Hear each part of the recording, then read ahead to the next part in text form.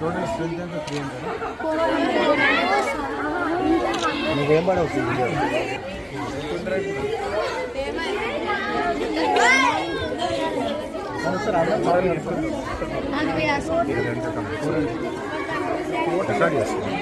ఈడ అయితే హాస్టల్ గురించి చెప్పాలంటే అసలు హాస్టల్ శాఖ ఉండదు.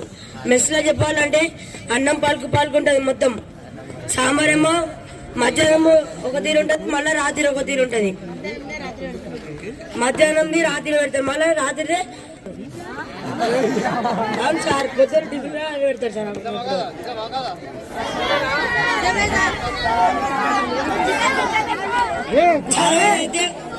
అయితే మాకు ఆలోచన సార్, చదువులు సార్ మంచిగా చెప్తారు సార్, ఎక్స్ప్లెయిన్ చేసుకుంటా. ఇంకా కొంతమంది అయితే సార్ వాళ్ళు రారు సార్ క్లాస్ చెప్పడానికి. ప్రవీణ్ కుమార్ సార్ గారికి ధన్యవాదములు. సార్ ఇన్ని రోజులుగా ఇక్కడ ఉన్న మా ప్రాబ్లమ్స్ చాలా వేరు. నా పేరు హరినాథ్, మాది నిజాం నగర్, నల్గొండ డిస్టిక్. మా నాన్న ఇక్కడనే బేకరీలో పనిచేస్తాడు. ఇబ్రాపట్నం సార్, హస్తనాపురంలో పనిచేస్తాడు సార్. మాకు ఇక్కడ ఉండనిక ఇబ్బంది ఉంది. ఒక్కొక్కసారి ఏమో వాటర్ ప్రాబ్లం కరెక్ట్ ఉండవు. నైట్ కూడా పనుకునేటప్పుడు ఇంతకుముందు ఈగలతోని దోమలతో అక్కడ కూడా ప్రాబ్లం ఉన్నాయి. ఇప్పుడు ఈగలు లేవు, కానీ హైదరాబాద్లో కూడా ఉన్నాం సార్. ఉన్నాం అక్కడ దాదాపు 1.5 సంవత్సరం ఉన్నాం సార్, అంతే. హైదరాబాద్ అంటే ఒక 2 బిల్డింగ్స్ ఉండే సార్. ఫస్ట్ ఒక బిల్డింగ్లో 1.5 years, ఇంకో బిల్డింగ్లో ఇంచుమించు 4 years అనుకోరి.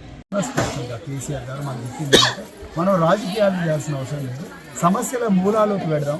వాళ్ళు కాంగ్రెస్ పార్టీకి శ్రద్ధ లేకపోయినా మనం ఈ బిడ్డలను కాపాడుకోవాల్సిన బాధ్యత మనందరి మీద ఉందని చెప్పేసి బీఆర్ఎస్ పార్టీ అధిష్టానం ఇచ్చిన పిలుపులైతే ఈరోజు ఇక్కడ రావడం జరిగింది. మేము పొద్దున చూసిన సాంఘిక సంక్షేమ గురుకుల పాఠశాల అత్యంత దయనీయమైన పరిస్థితుల్లో ఉంది.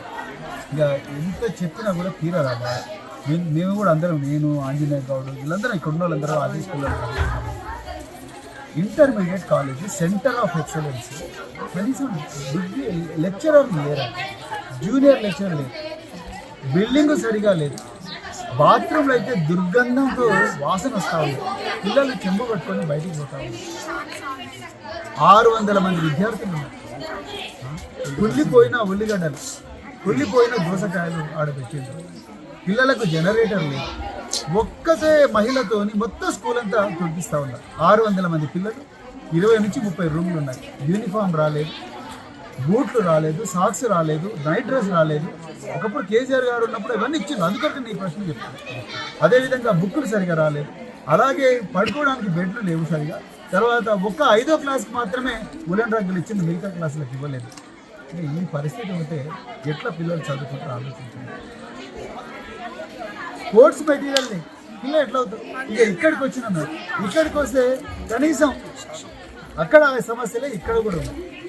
ఇక్కడ కూడా స్పోర్ట్స్ మెటీరియల్ లేదు, స్పోర్ట్స్ ఆడుకోవడానికి గ్రౌండ్ సరిగా లేదు, పిల్లలకు మరి వైద్య సదుపాయాలకు ఏమీ లేవు. తర్వాత అమ్మాయిలు ప్రత్యేకించి వాళ్ళకు మరి రక్తస్రావము, తర్వాత ఇవన్నీ సమస్యలు ఉంటాయి కాబట్టి వాళ్ళకి ఐరన్ సప్లిమెంట్స్ ఇవ్వాలి. అలాంటి ఐరన్ సప్లిమెంట్స్ కూడా ఇచ్చిన పరిస్థితి లేదు.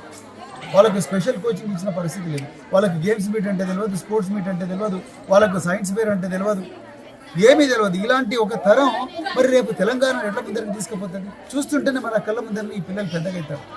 మేము మొదటి నుంచి అదే చెప్తున్నాం, అయ్యా రేవంత్ రెడ్డి గారు మీకు చేత కాకపోతే విద్యాశాఖను బీఆర్ఎస్ పార్టీకి అప్పగించండి. ప్రపంచంలోనే నెంబర్ 1 విద్యను ఇక్కడ చేసి చూపిస్తాం. కానీ మీరేం చేస్తున్నారు?